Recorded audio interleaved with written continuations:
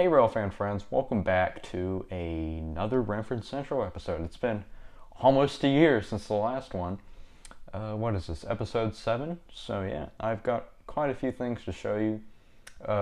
I'm sure most of you haven't been keeping up with live streams. I have done layout updates on those, but I'll just give a general overview of the layout right now so you can just see it as is if you've, missed a couple of updates. So I'll do that first, and if you notice the thumbnail, which is probably why you clicked the video, I will show you the project I've been working on. It's pretty neat.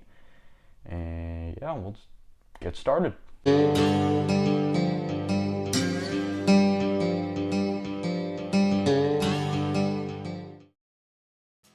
now I'm in the kitchen looking at the floor for some reason, and I'm going to show you guys this very cool trash can. I'm just kidding. Here's the train room. This is the layout. It's a 9x5 NCE DCC system, and you'll probably notice my project on the tracks right there. But before we talk about that, let's just talk about a few changes I've done in recent history. I'm sure I've probably already talked about these, but this is a Remford Central episode, so I'll just talk about everything pretty much. So yeah, I have done some vehicles recently, custom vehicles. The yard has been reorganized. This area is recent.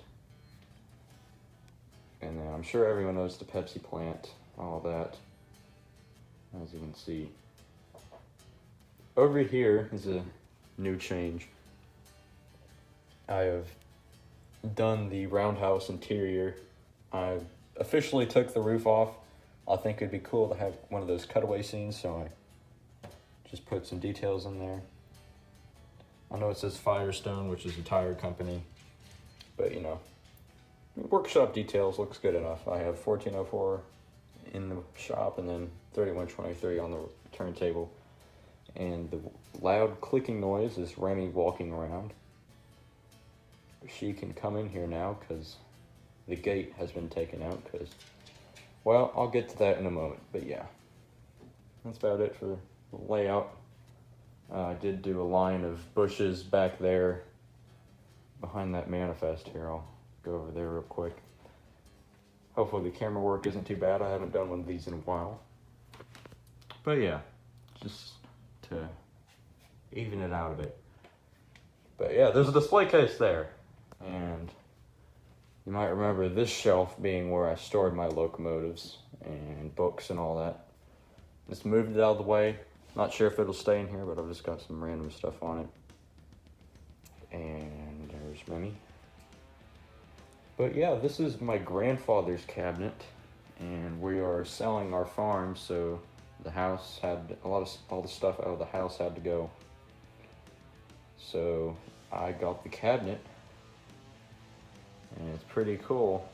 There I am. It's got a mirror in the back, so that's how you can see me, obviously. But yeah, let's just talk about this shelf by shelf. At the bottom here, if I go down, that's just a box storage area. Next shelf are my books. Feel free to check out the links to my Amazon store and my About page on the channel. Remy would recommend them. But yeah, I'm giving away this one. Not that exact copy, but I'm giving away a copy of that specific book once I reach 1,000 subscribers. And we're pretty close, so like I've been saying, tell your friends, tell your family, and tell your dog. There's Woodford. He's laying down over there. Anyways, back on topic. Next shelf, I figured it'd be nice to have the older stuff, so I have 27, 16, 40. Well, I'm too used to it being 4358, even though it's been almost a year since I renumbered it, but now it's 1992, 4913, and of course the shade, number 5. I love my railroad books, so gotta have a place for them, and my scanner. So here they are. They were a pain to get in there because I kept flopping over. And then here's my commemorative Corman shelf. It looks a little empty because the sand cars and the RailPower engine, which I'll get to in a minute, are on the layout, so it's kind of empty, but I've got my other stuff there. And of course the main engines up there in the light. But yeah, this is a really cool case. So yeah, that's where I'm keeping all my stuff now. And of course, to fit this big old cabinet, I had to shorten my workbench. It's technically our old dining table, but it's got a, I don't know what you call it, but the extensions slide under the main foundation or whatever you call it. But yeah, I just got some the normal stuff on the workbench. But I also have an articulated auto rack. This is a Athearn ready to roll. I went to the train store this past weekend and this caught my eye, and being the impulse buyer I am, I got it. It's been well over 3 years at this point since I last bought an auto rack, so I finally expanded my auto rack train with this articulated KCS rack. It's pretty cool. It runs great, and yeah. So it's sitting there. All the other auto racks are on the old shelf. But yeah, I just need that space to work with. I don't need all the extensions, so works out just fine. Nothing new really over here. Just my photos I printed out. These are by Bruce Bridges. You can look him up on Facebook and all that. He has really cool drawings he does. So I printed a couple of those out. And this is just my sticker / magnet board that I put random crap on. So yeah, and then my junk drawers. So yeah, that's about it for literally everything else. So let's talk about this thing. RailPower locomotives are engines specially designed to meet emissions requirements, so they're environmentally friendly, so yeah, good for them. Great, alright. Anyways, the one I've done is not specifically modeled after a certain one RJ Corman has on the roster. It's just a freelance, so it looks like one, but it's not a certain one. So the road number I have is completely random. The base locomotive I used for this project is a Walthers Trainline GP9R. Anyways, it has a DCC board in it, and it was only $60. Not bad. Now, the more difficult part of this project was the body, because it's a rather unique locomotive. Of course, no major model train manufacturer makes it, so my only result was a very expensive shell off a 3D printing site.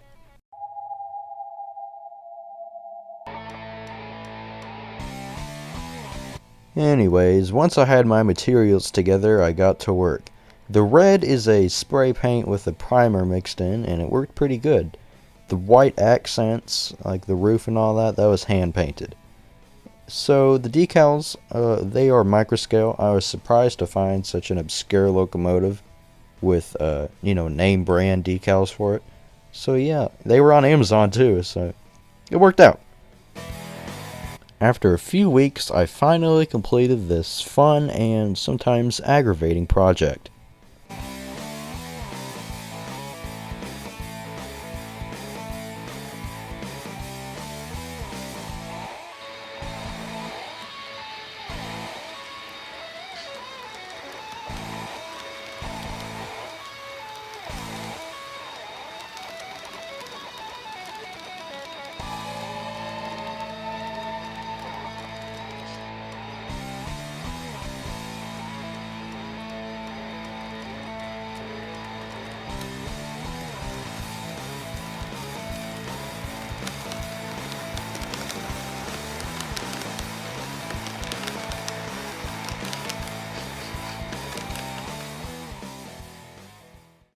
A lot of you guys have been asking for operation sessions, and I assure you there will be many to come.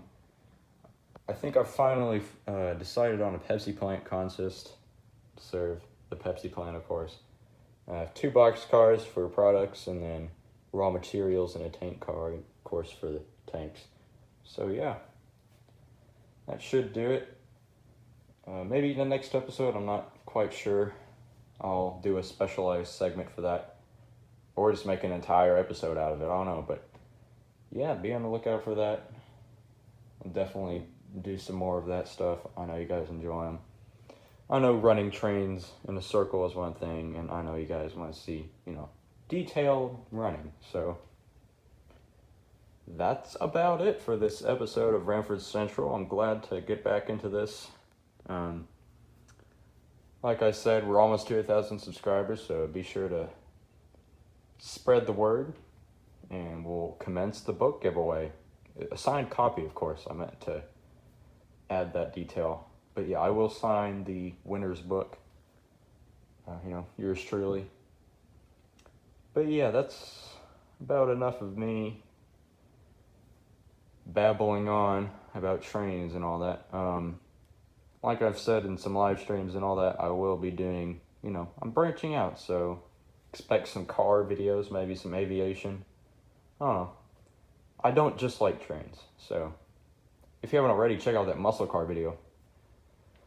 But yeah, here I am making the video super long, so I apologize. But yeah, here's just a final view of the train room.